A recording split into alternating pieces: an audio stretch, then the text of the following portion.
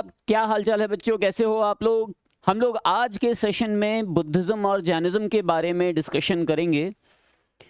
Last session में हम लोगों ने वैदिक एज के बारे में डिस्कशन किया और इंडस वैली सिविलाइजेशन के बारे में डिस्कशन किया। आफ्टर द डिक्लाइन ऑफ वैदिक एज यानी कि 6th सेंचुरी BC में दो नए रिलीजन डेवलप हुए जिन्हें बुद्धिज़्म और जैनिज़्म के नाम से जाना जाता है। तो क्यों हुए, क्या कारण थे, क्या क्या इसमें प्रीचिंग्स हैं, ये सब हम लोग आज के सेशन में डिस्कशन करेंगे। तो पहले स्टार्ट करते हैं हम लोग आज बुद्धिज़्म के बारे में। वर्ल्ड्स 4th लार्जेस्ट रिलीजन है बुद्धिज़्म। दुनिया का चौथा सबसे बड़ा धर्म है बुद्धिज़्म। हिंदू धर्म तीसरे नंबर पर आता है, 3rd नंबर पर।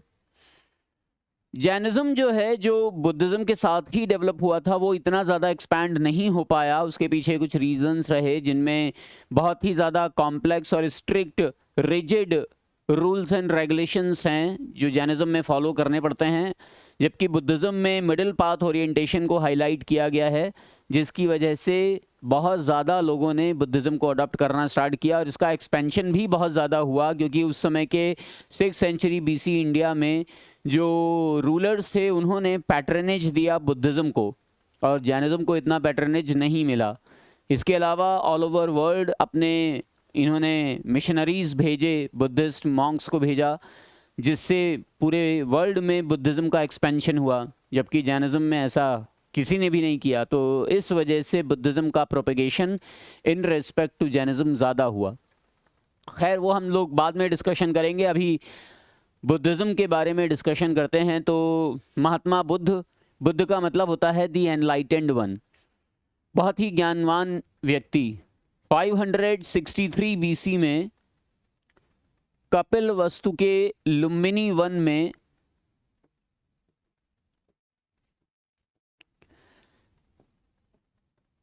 शाक्य क्षत्रिय राजपूत राजा शुद्धोधन के घर में सिद्धार्थ का जन्म हुआ।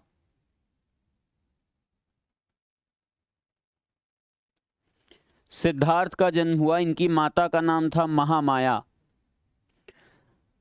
इनके जन्म के 7वें दिन इनकी माता महामाया की मृत्यु हो गई, जिसकी वजह से अब इनकी जो फॉस्टर मदर थी, जो इनकी मौसी थी, जिनका नाम था प्रजापति गौतमी, इन्होंने इनका पालन पोषण किया, इनको लुक आफ्टर किया और इन्हीं के नाम से, प्रजापति गौतमी के नाम से, फिर इनका नाम गौतम बुद्ध रखा गया। तो Prajapati Gautami was the first lady disciple who joined Buddha संघ। प्रजापति गौतमी पहली महिला थी जिन्होंने बौद्ध संघ को ज्वाइन किया था। स्टार्टिंग में जब इनका जन्म होने वाला था तो इनकी माता महामाया को सपने में कुछ सिंबल्स दिखाई देते थे जिनमें लोटस और बुल थे। तो लोटस और बुल बार बार दिखाई दे रहे थे, तो उन्होंने अपने हस्बैंड शुद्धोधन से बताया और शुद्धोधन ने ज्योतिषी बुला लिए। तो ज्योतिषी जब आए तो उन्होंने बताया कि आपकी जो संतान होने वाली है वो बहुत ही प्रतापी होगी, आपका नाम हज़ारों हज़ार साल तक अमर रहेगा, लेकिन वो आपके साथ नहीं रहेगी, वो एक असेटिक लाइफ जीवन जिएगी, एक तपस्वी का जीवन। तो शुद्धोधन डर गए कि मेरा तो एक ही बेटा है, अब अगर वो भी चला गया तो फिर मैं क्या करूँगा। तो इस वजह से उन्होंने कभी भी दुख क्या होता है, कष्ट क्या होता है, स्ट्रगल क्या होता है, लाइफ में कैसे सरवाइव करना होता है, कुछ पता ही नहीं लगने दिया अपने बेटे को। बहुत ही लग्जूरियस ऐशो आराम वाली लाइफ स्टाइल दी। 16 ईयर्स की एज में उनकी शादी कर दी गई। उनकी वाइफ का नाम था यशोधरा। यशोधरा को बुद्धिस्ट लिटरेचर में बिंबा या गोपा नाम से भी जाना जाता है, बिंबा या गोपा। और उनके एक बेटा भी हुआ राहुल नाम से। 29 ईयर्स की एज में जब ये आए तब इन्होंने अपनी बर्थडे को सेलिब्रेट करने के लिए अपने चैरियटियर चन्ना को अपने साथ लिया और निकल गए अपने मार्केट। तो यहाँ 4 चीज़ें इन्होंने देखी। एक ओल्ड मैन देखा, एक सिक मैन देखा, एक डेड बॉडी देखी और एक असेटिक लाइफ देखी। मतलब एक बीमार व्यक्ति को देखा, एक बूढ़े व्यक्ति को देखा, एक शव यात्रा देखी और एक तपस्वी को देखा। तब इन्होंने पहली बार ये सब चीज़ें देखी थी, तो उन्होंने अपने सारथी चन्ना से पूछा कि ये क्या है। तो चन्ना ने बताया यही रियलिटी ऑफ लाइफ है, हर व्यक्ति कभी ना कभी बीमार होता है, कभी ना कभी बूढ़ा होता है, कभी ना कभी उसकी मृत्यु होती है, और इन सब जन्म और मरण के चक्कर से अगर बचना है तो तपस्वी जीवन ही सबसे अच्छा जीवन है, एस्थेटिक लाइफ ही सबसे बेस्ट लाइफ है। तब फिर इनको समझ में आया कि अगर इस संसार में इतना दुख है, इतना कष्ट है, तो मैं बेकार में इतनी लग्जूरियस लाइफ जी रहा हूँ, मुझे इन सब के लिए कुछ करना चाहिए। तो उन्होंने उसी दिन घर त्याग दिया, जिसे महाभिनिष्क्रमण कहा जाता है। महाभिनिष्क्रमण इन्होंने 29 ईयर्स की एज में किया। जब घर छोड़ रहे थे ये, तो उस समय घोड़ा इनके साथ था। ये जो घोड़ा इनके साथ था, इसका नाम था कंटक। कंटक। अब घर तो छोड़ दिया, लेकिन अब करें क्या।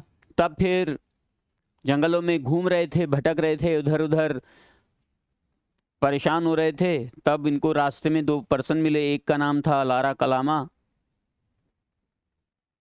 और एक थे रुद्रक रामपुत।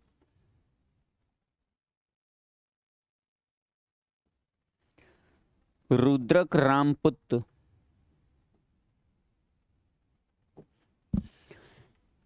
इन्हीं दोनों की वजह से सिद्धार्थ गौतम बुद्ध बन पाए। These two were the mentors of Gautam Buddha. These two were considered as the gurus of Gautam Buddha. Alara Kalama ने बताया कि आप बोध गया जाओ, वहाँ तपस्या करना शुरू करो। रुद्रक रामपुत ने बताया कि आप कैसे तपस्या करो वहाँ पर। तो इन दोनों के बताए हुए मार्गों पर चल करके महात्मा बुद्ध ने शिक्षा प्राप्त की, तपस्या करना स्टार्ट किया।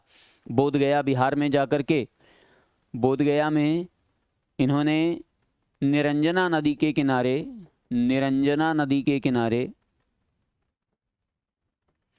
निरंजना को आजकल फाल्गु रिवर के नाम से भी जाना जाता है, फाल्गु नदी। निरंजना नदी के किनारे पीपल के पेड़ के नीचे 49 डेज तक तपस्या की। और ये 49 डेज तक कंटिन्यूस तपस्या के बाद इन्हें वैशाख पूर्णिमा के दिन ज्ञान की प्राप्ति हुई, जिसे बुद्ध पूर्णिमा भी कहा जाता है, और ये बुद्ध कहलाए। इस घटना को बुद्धिज्म में निर्वाणा कहा जाता है। क्या कहा जाता है? निर्वाणा।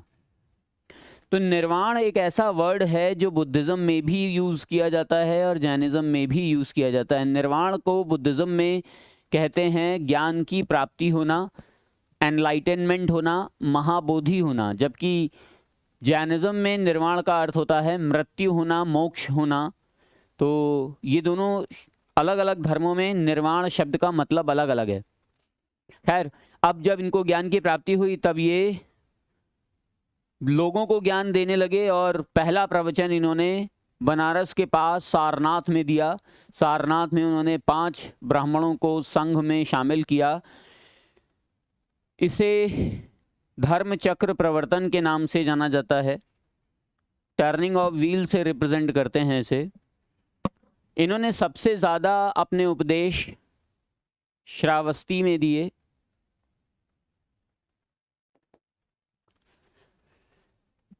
एटी ईयर्स की एज में 483 BC में कुशीनगर उत्तर प्रदेश में इनकी मृत्यु हो गई, साल वृक्ष के नीचे।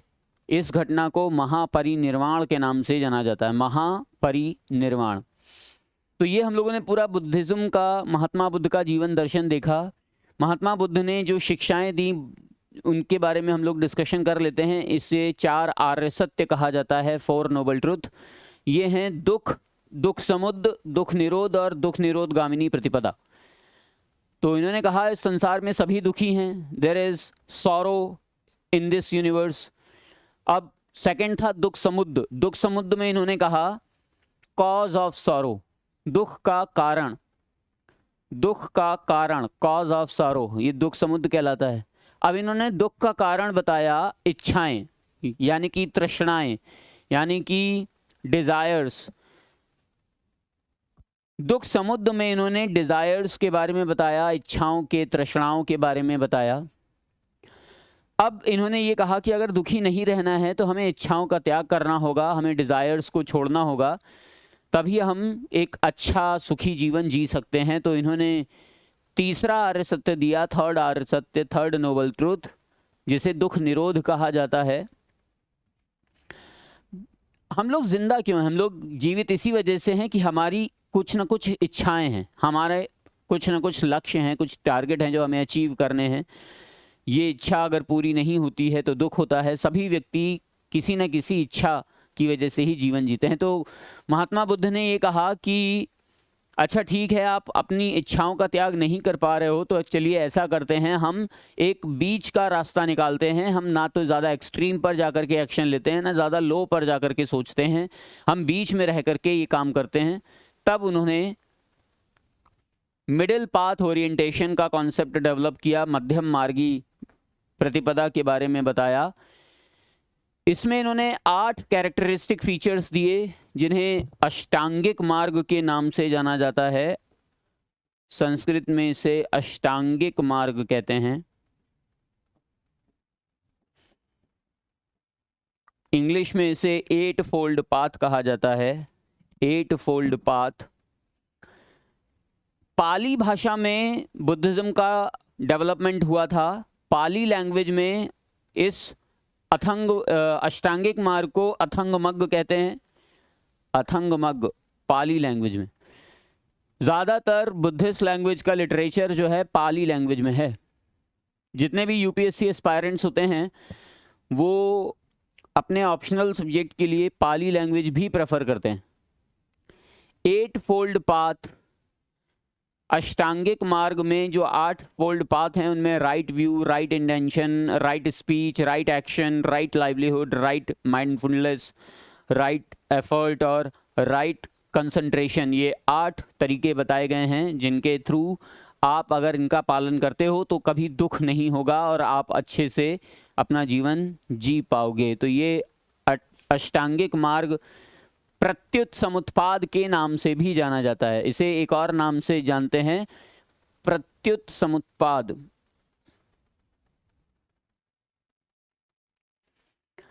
महात्मा बुद्ध ने कुछ और भी प्रिंसिपल्स दिए बुद्धिज्म में 8 फोल्ड पाथ के अलावा। इन्होंने कहा कि निर्वाण प्राप्त कर लेने पर बार बार पुनर्जन्म नहीं होता है, बार बार आना जाना नहीं पड़ता है, बार बार के जन्मों से मुक्ति मिल जाती है। Nirvana is a place of extinction. Nirvana वो जगह है जहाँ पर ब्रह्म की प्राप्ति होती है, जहाँ पर व्यक्ति अपने आप को इस आवागमन के चक्र से मुक्ति दिला देता है।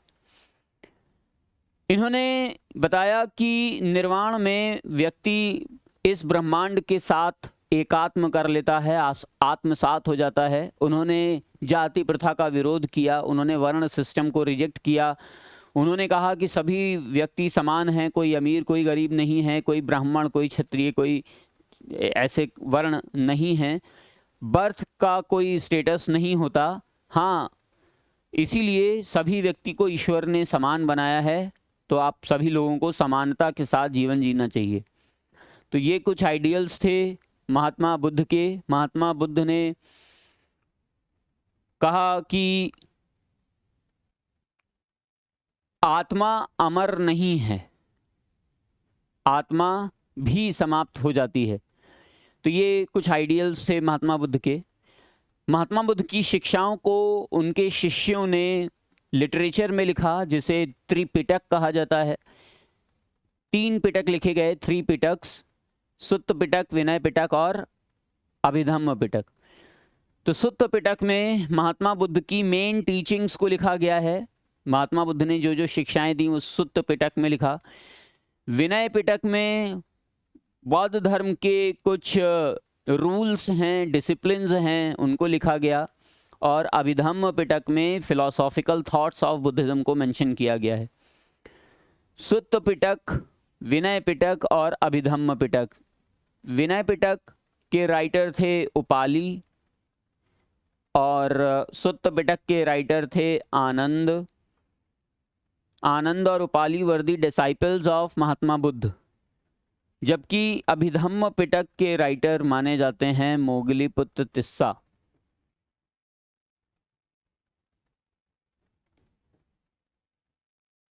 मोगलीपुत्र तिस्सा ये महात्मा बुद्ध के लगभग 300 सालों के बाद हुए हैं, अशोक के टाइम पर। इसके अलावा और भी कई सारी बुक्स हैं जिनमें दिव्यावदान, दीपवंश, महावंश और मिलिंद पन्हो के नाम सामने आते हैं। मिलिंद पन्हो नागसेन या नागार्जुन ने लिखी है, जो इंडो ग्रीक रूलर मिनेंडर और नागार्जुन के बीच की डिबेट है, जिसमें नागार्जुन इनको महायान सेक्ट ऑफ बुद्धिज़्म को अडॉप्ट करने के लिए कहते हैं। तो ये है मिलिंद पन्हो, जिसमें मिनेंडर को नाम इन्होंने मिलिंद दिया है। महात्मा बुद्ध की शिक्षाओं को अलग अलग सिंबल्स में दिखाया गया है। महात्मा बुद्ध के जीवन को, जैसे उनके जन्म को लोटस और बुल से दिखाया गया है, कमल और बैल से। उनको घर छोड़ने की घटना जो थी, महाभिनिष्क्रमण, उसे बुद्धिज़्म में घोड़े से दिखाया गया है, कंटक। जब उन्होंने पहला उपदेश दिया तो ये घटना सारनाथ में धर्मचक्र प्रवर्तन कहलाती है, और इसे घूमते हुए पहिए से दिखाया जाता है, टर्निंग ऑफ व्हील से दिखाया जाता है। एनलाइटनमेंट, जब उनको ज्ञान की प्राप्ति हुई, निर्वाणा हुआ, इसे बोधि ट्री से दिखाते हैं। और जब उनकी मृत्यु हुई तो ये स्तूप और फुटप्रिंट से दिखाया जाता है। अलग अलग स्तूप अलग अलग जगहों पर मिले हैं बुद्धिज़्म में, जैसे धम्मे के स्तूप सारनाथ में है, सांची का स्तूप भोपाल में है, भाबरू बेरात का स्तूप जो है राजस्थान में है, बोरो बुदुर का स्तूप इंडोनेशिया में है। तो ये ज़रूरी नहीं था कि केवल इंडिया में ही स्तूप बनाए गए हों, इंडिया के बाहर भी स्तूप हैं। बोरो बुदुर का स्तूप इंडोनेशिया में है। अब ये जो 4 बुद्धिस्ट काउंसिल्स हैं, इनके बारे में हम लोग डिस्कशन कर लेते हैं। देखिए, अभी तक 6 बार बुद्धिस्ट काउंसिल ऑर्गेनाइज हो चुकी है, जिनमें से 5वीं और 6ठी जो बुद्धिस्ट काउंसिल थी, ये अभी मॉडर्न इंडिया में हुई हैं, आज से 5 साल पहले या 2 साल पहले। तो ये ज़्यादा इतनी इम्पोर्टेंट नहीं हैं। लेकिन जो 4 बुद्धिस्ट काउंसिल हुई हैं इस अर्लियर, वो एंशिएंट इंडिया की बहुत ही इंपॉर्टेंट बुद्धिस्ट काउंसिल मानी जाती हैं, जिनमें सबसे पहली Buddhist council after the death of Mahatma Buddha हुई 483 BC में। इसे मगध के राजा अजातशत्रु ने राजगृह में ऑर्गेनाइज कराया। इसका अध्यक्ष बनाया गया महाकश्यप को, और इसका आउटकम ये हुआ कि 2 पिटक लिख दिए गए, सुत्त पिटक और विनय पिटक।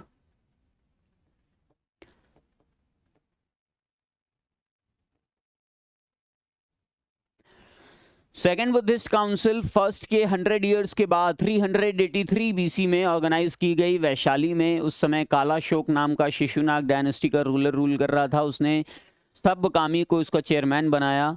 इस सेकेंड बुद्धिस्ट काउंसिल में पहली बार Buddhism was divided into 2 parts, Sthavira and Mahasanghika. Sthavira and महासांघिका।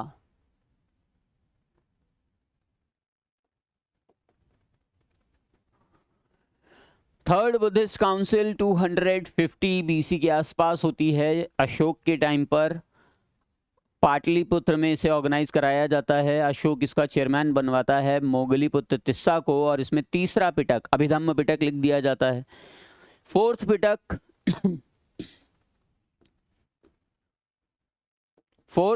72 AD में लिखा गया। फोर्थ बुद्धिस्ट काउंसिल 72 AD में ऑर्गेनाइज की गई, जब कनिष्क का रूल चल रहा था। कनिष्क ने इसका चेयरमैन बनाया वसुमित्र को, और डेप्यूटी चेयरमैन बनाया अश्वघोष को। इस फोर्थ बुद्धिस्ट काउंसिल में finally Buddhism was divided into 2 sect, Hinayana and Mahayana. तो ये 4 बुद्धिस्ट काउंसिल हुई हैं अभी तक। चलिए, आज हम लोग इतना ही रखते हैं, और इसके आगे हम लोग जैनिज्म डिस्कस करेंगे नेक्स्ट टर्न पर। तब तक के लिए जय हिंद, जय भारत।